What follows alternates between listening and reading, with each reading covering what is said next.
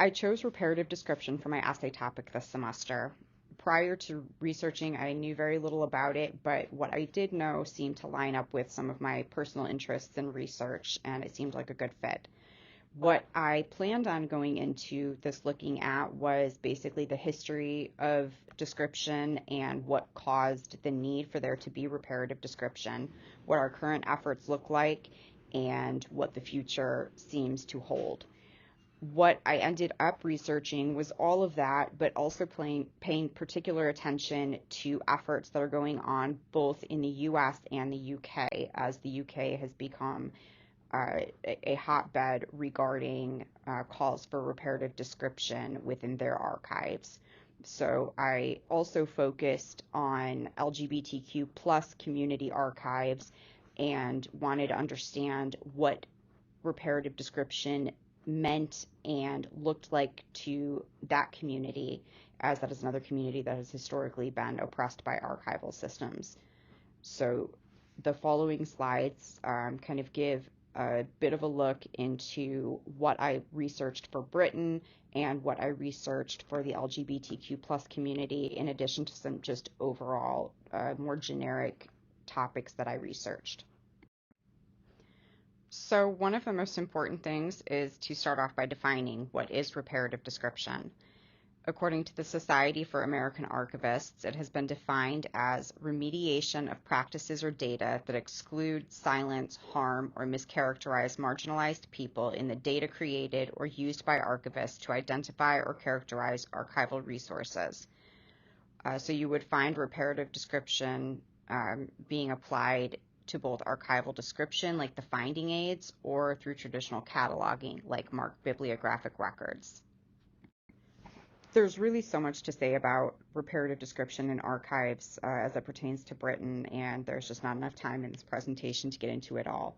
One thing that I found within my research that I thought was really interesting was that it was immediately following the murder of George Floyd in the summer of 2020 that these calls for reparative description within archives just became unending, and you were reading about it and hearing about it everywhere within and outside of the archival community. And part of the problem with Britain and their archives is they have been whitewashed in large part due to their colonial history and their role as empire for so much of the 19th and early part of the 20th century. So that's really where the deeply rooted problem when it comes to racism within the archives or silences within the archives comes from, is a lot of Britain's history as empire. The National Archives UK is the official archives and record-keeping institution for England and Wales. So obviously in 2020, when this first started, all of these calls started to be heard, the chief executive of TNA had to release a statement, and it's too long for me to read in this slide, but it really, it seems like something that's more trying to appease people's feelings rather than in any way addressing the issues that are going on within the archives, and it certainly makes absolutely no statement about what TNA plans to do in the future to address reparative description and the wrongs that people have seen within the archives all of these years. So that's certainly something that I think needs to change over the course of the next few years.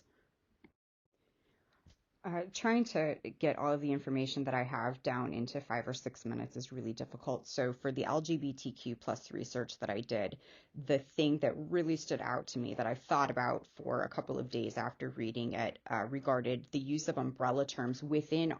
community archives within the LGBTQ plus community. And specifically, one article talks about the use of the word queer to encompass the entire LGBTQ plus community, and how that actually has the ability to kind of whitewash and make it so that there's not as much inclusivity within these archives as you would expect.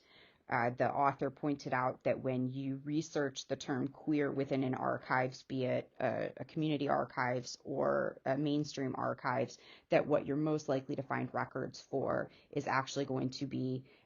for gay or lesbian people, and more specifically, you're going to find lots of records that pertain to gay white men. So the call for inclusivity and maybe addressing some of the terminology that mainstream archives are using in an effort to be inclusive was just a really interesting aspect that I never would have thought of prior to doing this research.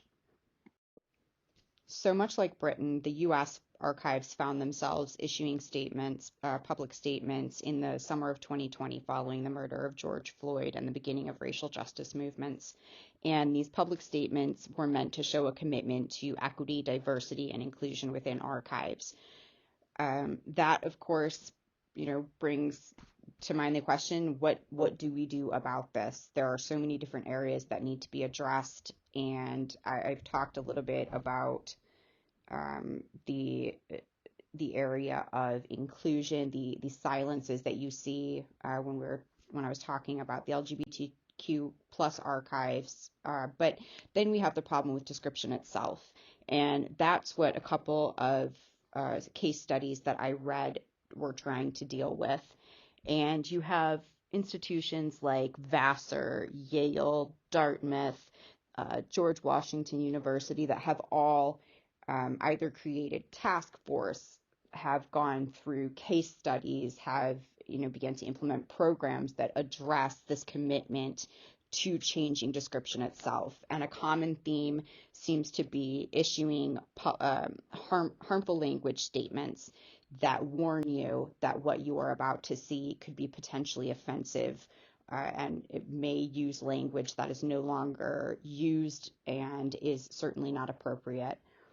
The last thing I will say is what I thought was interesting was that another article that I read did say that the Society of American Archivists was initially a bit resistant to statements like that because they felt it akin to censorship, which of course archives and libraries are actively against. So I thought that was interesting and something that we may continue to run into as we further into this reparative descriptive